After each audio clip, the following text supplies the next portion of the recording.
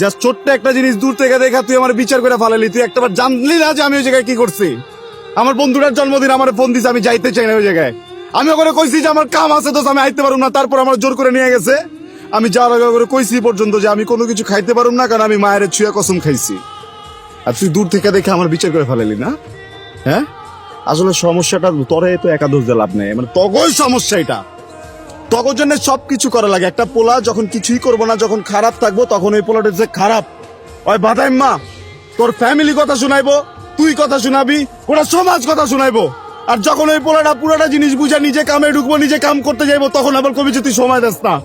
করুম কি আমি পাগল হয়ে যাবো?